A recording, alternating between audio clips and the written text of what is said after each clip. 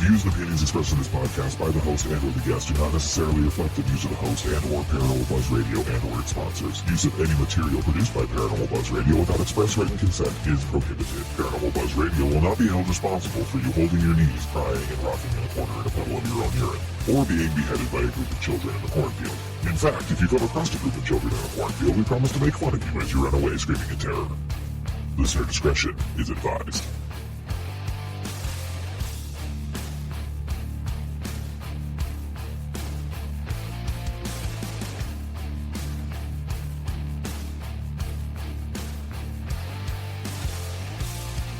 You're listening to REP Paranormal and Friends with your hosts, Kim Purvis and Allison Robinson.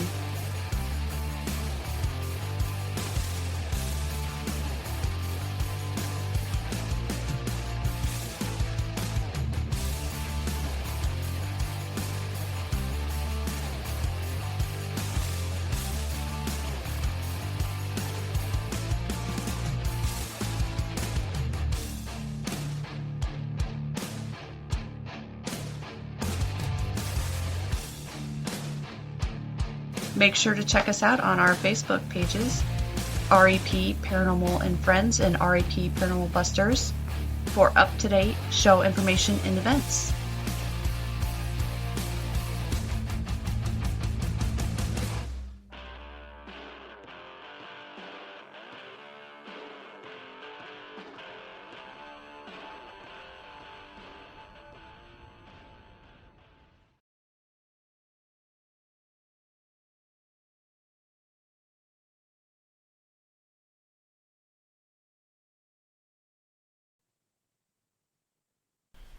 Hey everyone, welcome to REP Paranormal and Friends. We have a special guest for you. We have Diana Mary. Diana is a psychic medium, Reiki, and Seiki master of the healing arts, and is a classically trained homeopath. Her clairaudient and telepathic abilities are profound, and she uses these skills while writing. Now, with the telepathy means she can chat with the source in an uninhibited manner, and it comes through in her writings. She's also the author of her new book of Atlantis and Gaia, Magic, Reincarnation, COVID, and Earth Healing Today. So please welcome Diana to the show. Thank you for joining us. Thank you. Thank you for inviting me. Oh, yes, absolutely. I'm glad we finally were able to chat. Now, we had a little bit of difficulties, but we made it through. All right. So you talk about talking to sources and them influencing you through your writings. Can you kind of explain this process to us? Yeah, it's called clairaudience, which is probably slightly lesser known sort of psychic skill and sense than clairvoyance. You know, clairvoyance, people see things in their third eye. Clairaudience, you hear things through your ear, and that's what I do. I hear words, I hear phrases, and the more I have meditated over the years, the clearer the voices have come through. So, for example, about 10 years ago, I was getting a few phrases and writing them down and thinking, well, this is really interesting. But now I've got pretty well a full-blown conversation in my ear from my spirit guide, as I now understand the words come from. Mm-hmm. And I've been writing them down, writing books full of spiritual wisdom, which comes from that source. That's how I perceive my book. It's not written by me. It's written by it's written by source, at source, really, and mm-hmm. It comes through spirit guide, mm-hmm. And he explains a lot about the spiritual background to the earth, how we, you know, what we're doing here, how come, you know, how reincarnation works, how regeneration works on the earth plane, and mm-hmm. all the energies and the sources and divine lights from, you know, the universe and universal healing. So it's a book which is my first book, mm-hmm. and I've thrown a lot of loose ends into it because I just find them so fascinating. Mm-hmm. Yeah. It is a very intriguing book. Now, I have a question. How long have you known that you've had this ability? Now, well, I mean, the psychic side, I can see now, going right back to the very beginnings of my life, has been there. But it's come through in a way which isn't obvious to me. I mean, I think you'll probably find a lot of psychic people will say, well, I just thought I was normal. Until you meet somebody who is normal. They don't understand things the way you do. They don't have the same experiences. So I think probably I would say I was born a very sensitive soul and psychic soul. But having said that, it's been a process over probably 20 years, doing Reiki. That made a big difference. The very first night after my Reiki 1 what's called, experience, I was just going to sleep and I saw this Native American Indian in my mind's eye. Now, you do. When you're just going to sleep, sometimes you see things, And there it was. I thought, and I was just drifting off. And then he blinked. Oh my God, he's alive. So that was about 20 years ago. So that was probably one of the first things where I really felt in touch, shall we say, with the spiritual world, because this was a face. And I was just musing at it, and then it blinked at me. And, oh my God, but since then, it's been a process of, doing the Reiki attunements and other ones, and then doing a lot of meditating, and gradually seeing more things, particularly in meditation, beginning to see more and more and more pictures coming through, sometimes in cartoon form, sometimes later on, after several years, actually seeing genuine faces. Coming through and hearing the odd word, and then, as I say, it progresses into sentences. But I think it has come through genuinely through meditating on a daily basis. That seems to bring through the psychic side. But having said that, I think I was pretty psychic to start with. And it's just built up now I meditate almost every day, and I have these like amazing conversations, with the other world, and it's just so extraordinary, so interesting, and you kind of know, it's not you. I mean, for a start, it's a different voice. I hear a masculine voice. I know it's somebody else's voice talking to me. But even then you think, oh, maybe I've just kind of influenced that somehow. But I haven't, because when you're hearing somebody and they just throw something right into the conversation, which I would never even thought of, that's when you realise you're not somehow controlling it. It is actually coming from somewhere else, And a lot of those things have come into the book. I mean, for example, I talk quite a lot about the Beatles. Yes, you do. Yeah. Not because I wanted the Beatles in the book at all. Yeah. But they just kept coming into the conversation again and again and again, in the most bizarre ways, in the sense that they started, I started hearing my spirit guide talking about George Harrison's past lives, for example, being Antonio Vivaldi. And I mean, I couldn't have made that up to save my life. Yeah, right. It's just such a crazy thought, But then he explained it, and so on and so forth. So yes, the incarnational processes through time, which are reincarnation and karma and illness, and why some of us have illness and some of us don't, and so on and so forth, and what you can do about it as well with earth healing, homeopathic remedies to heal the soul, to heal the physical body, and so on. It's all kind of in there. Yes. Yeah. So. Yeah. I mean, in the book, you also, like you said, you talk about reincarnation, past lives. Do you know what any of your past lives were? Do you do that? Do you do any regressions on people? I don't do. I don't do. I've never. No, actually, I have. I've done a couple of regressions actually, and they were fascinating, but they didn't really take me very far.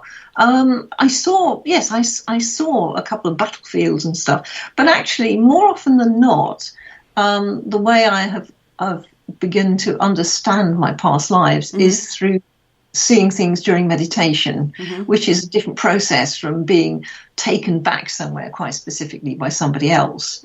So, yes, I have seen them in meditation. I've also intuited them really through fears and great moments of energetic splendor. So, for example, I did know, because I was told actually years ago, I was told, oh, you've been some great lady in Versailles.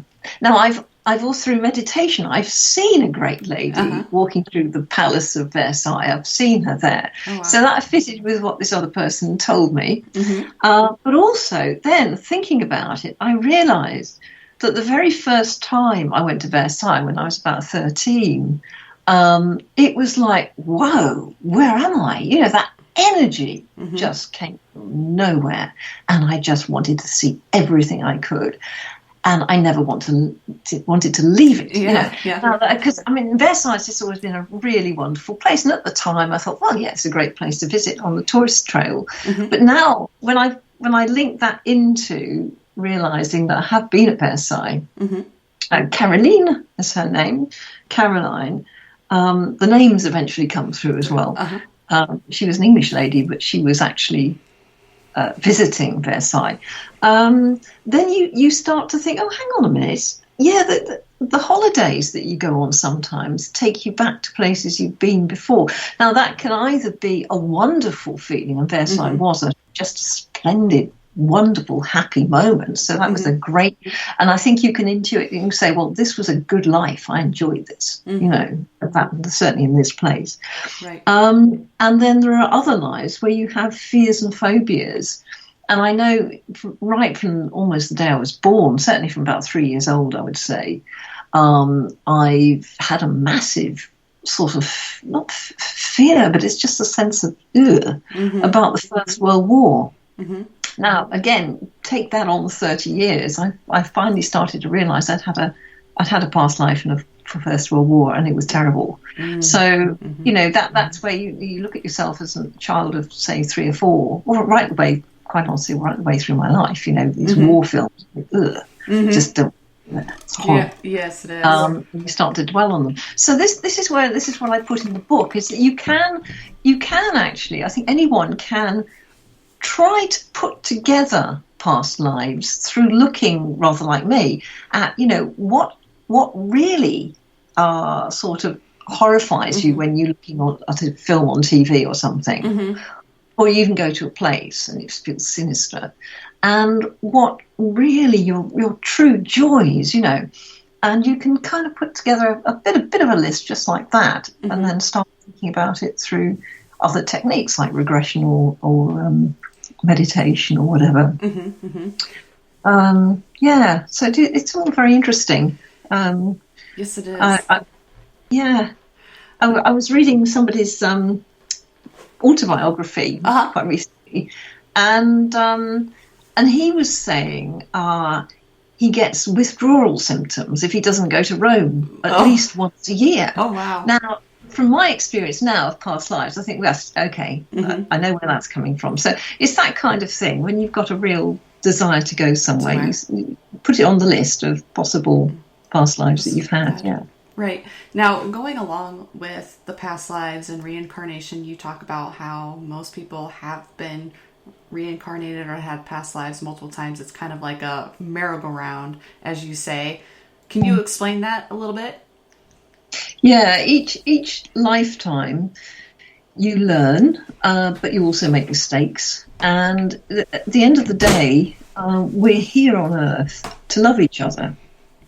And warfare creates far more karma than anything else. So doing wrong to others is something that we then come back in another lifetime to make up for. So quite often you will find that members of your family or close associates in some way have karma with you, and that is something to resolve. So when you've got somebody you just simply cannot get on with, and yet you try as hard as anything, then you can intuit again, maybe we've got a karmic situation here beneath the present day situation, which is blocking a true friendship somehow. So again, when you've got situations like that, you do need to go to a healer. You need healing in order to heal its soul, as opposed to just knocking your head against. We all have these places where you're just knocking your head against a brick wall. Right. You think, what can I do about this? And it's beyond you on the earth level. You really do need to see a healer and heal at the next level up, or several stages up. So yeah, karma is certainly something. And also it can be a situation where, there's a very good example of my son.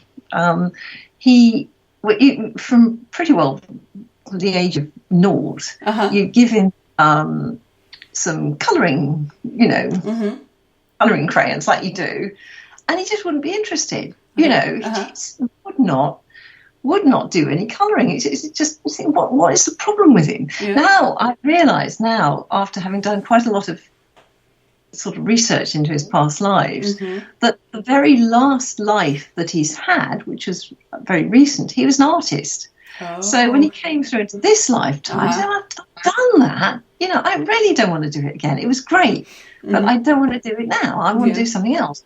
So this is where one lifetime leads into another. So that wasn't particularly, there wasn't a terrible reason. It was simply that he was up to his eyes in, paints in the last life. And so he just didn't do it this one. So it's just really fascinating, these connections that you get between two lifetimes, Yeah, absolutely.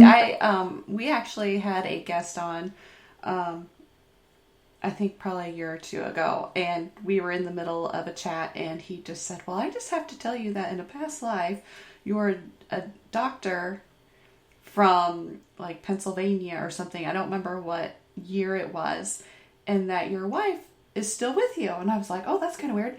I mean, I'm still kind of in the healthcare profession. I'm a dental assistant. I'm not a doctor, but I am a dental assistant. So I thought that was kind of interesting, to say the least.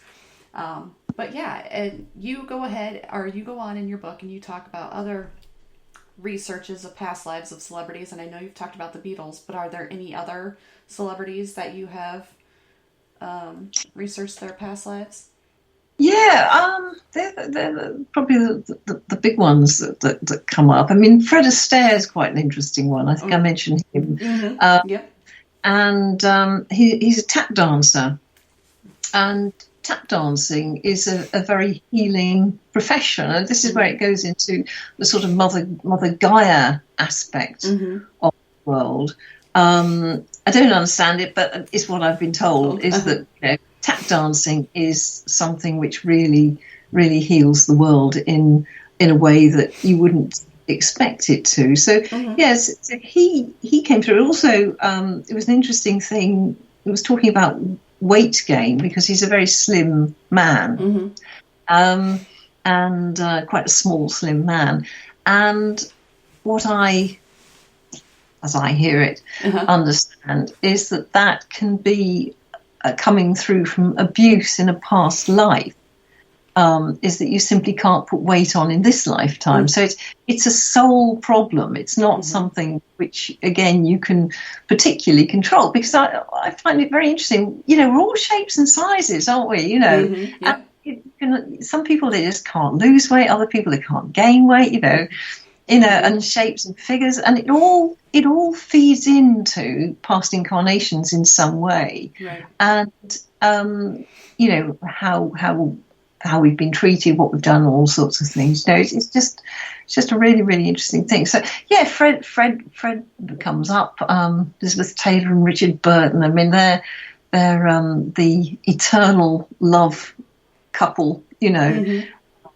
coming from. So there are all sorts of people in there. There's a chap called Adam Ant that you may not know of over your way, but right, yeah. I mention him as an example of somebody who would have perhaps could have benefited from homeopathic remedies, because I've got a chapter which I talk about earth healing, Gaia healing, and homeopathic remedies heal a soul. They heal the cause of the condition, whereas conventional drugs, as we all know, tend to sort of cover up problems. You know, they deal with the symptoms, but they don't get to the cause, which is why very often you end up taking them for life, really. I mean, that's what quite often doctors say, well, you have to take it for life, you know. Well, with homeopathy, you can actually heal the situation completely. Then you don't take it for life. You're better. You know? So homeopathy is definitely, you know, it's a vibrational medicine, and it works in a very extraordinary way to get people better. So I use him really as just an example of a particular constitution. So yeah, there's all sorts of people in there. Yes. And you know, Mary Queen of Scots, I think she turns up, and goodness knows who. It's a book full of celebrities, and I'll just have to show it. There we are. Yes. And yeah, it was fun to write. It was amazing. Yeah. Yeah, absolutely. Now, also in the book, Atlantis and Gaia, you talk about Atlantis and like the mystical civilization. Yes. Can you explain that to the listeners and how that falls into our lives today? It's a huge subject. That's right. And again, what I heard was that the Atlantean civilization, I mean, it existed for a start, because of course it's an eternal mystical civilization, and it existed, but they arrived from another planet and on a spaceship, and they came here to sort out the Earth after the dinosaurs died out. There was some huge disaster at that point in time, and the world was very short of oxygen, and the Atlanteans were fundamentally scientists who came over from another world to attempt to put the world back in order. And in the process, there was this character called Ish. Ish means power. Ish means power in ancient Atlantean. And he went round replacing the old energy centers with new ley lines. So again, it talks about ley lines, which we all know about. Well, I mean, we do if we're interested in that kind of stuff. And replacing the ley lines so that the energy beneath the Earth's soil could then send up light waves, and that would make the rainforests grow and, you know, replace oxygen on Earth. So this I mentioned ley lines quite a lot as well. But the ancients, again, the Atlantean civilization is confusing, because you get different stories about it. You know, one is that it was a wonderful mystical world of land and light and telepathic communication and all this kind of stuff. And then another story where they were sort of evilly corrupted and all this stuff, you know, sort of taking gold, I think. And there's all sorts of stories about them. And now, as I understand it, there were actually, a minimum of 3 attempts to land on Earth.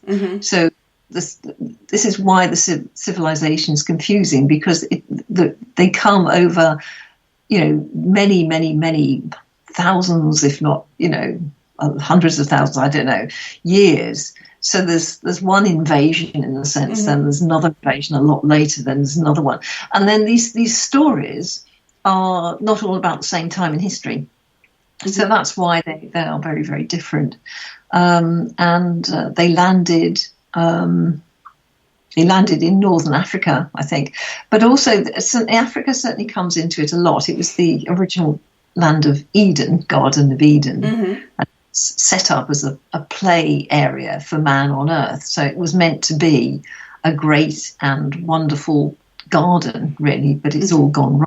And Nairobi seems to be a very important place on earth. So again, it's a lot of locations that I mention, and a lot of historical characters. I hope it's good fun. It's interesting, and it's certainly something that I haven't made up any of it.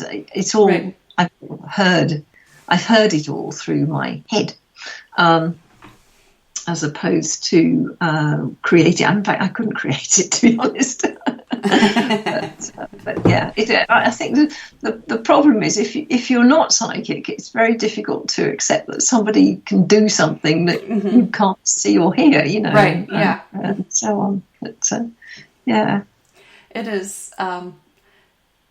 Going back to, you talk about how you use clairaudience, when you're with your writing, but you also have seen spirits, which is clairvoyant, correct? Yes, I have. That's right, and I felt them as well. Actually, I remember, and I was in Egypt once. I was, I got some horrible tummy bug like you do. On the bed, and I felt this wonderful.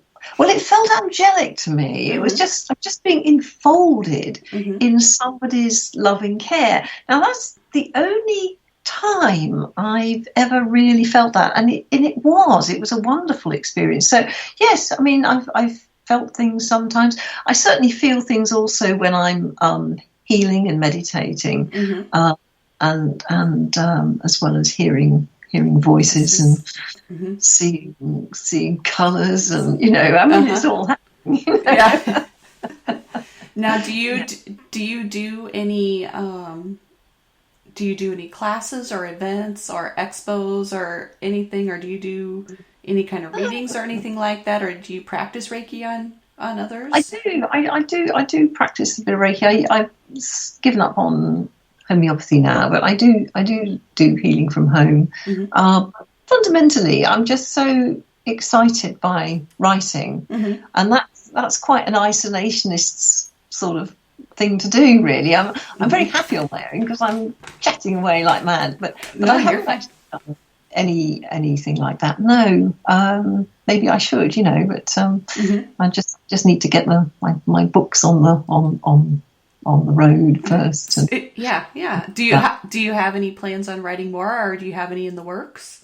Yeah. I've got 2 more which are with publishers at the moment. So I've got another couple coming out in the next year as well. Oh wow! Okay. Which talk about soul, and I just continue the theme really of talking about Gaia, Gaia's Earth, and also talking about ghosts and who they are, and all sorts of the near-death experiences. Wow, okay. Trying to explain what's going on, because everybody knows these things are around, right? But they're always treated as a bit of a sort of spoof, aren't they? A bit of fun on TV, and they get the scientists out and they try and track down, whatever it is they're trying to find, a ghost or something on camera.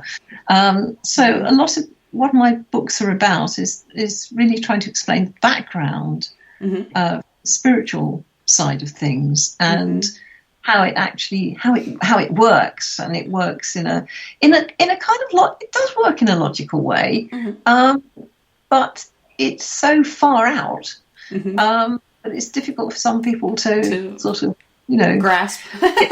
You grasp, yeah. Absolutely. Now, with your book, Atlantis and Gaia, where can people purchase your book? Now it's with Noble and Barnes, and it's also on Amazon, and also on Kindle. and all good bookstores, I'm sure. Sure. It was even, I Googled it, and I even found it on Walmart. Oh, okay. Very nice. Okay. There we go. It's all sorts of funny places, but well, not funny places, but places you probably wouldn't imagine they'd be at already or something. Yeah. That was the interesting one for me. It's obviously the publisher that does that side. Oh, yeah, absolutely. Yeah. Now, do you have any social media or any way that if somebody has a question that they'd like to reach out to you or like to have you as a guest, do you have a way that they can do that? Yeah, I've got a website called Rutland Healing. But if you Google my name, Diana Mary Rose, writer or author or something, you would come up with that website. Yes, I've got a website. And I've also got a Facebook page as well, and that would come up again. Diana Mary Rose, spiritual author, I think I call myself. Okay. Yeah, and I reply. I'm very sociable. Well, that's good to know. That's good to know because I'm sure we'll have a lot of questions or something from listeners. So I just like to always make sure that I get your information so that way if they want to reach out, they can reach out to you. Yeah, sure. And I'd like to just remind our listeners that to please go check out Diana's book, Atlantis and Gaia. You can find it on pretty much any Amazon, Walmart, she said Barnes & Noble. I think it's on Collecting Books. So if you just probably Google it, you'll probably find a place to purchase it. And once again, thank you, Diana, for being on. Yes. It was an absolute pleasure having you on. Oh, thank you very much for inviting me. Oh, yeah, it's nice to have a chat. Oh, yeah. Yes, absolutely. Well, thank you, everybody, for listening, and thank you, Diana, for being on. Peace out, everybody. Right. Thank you.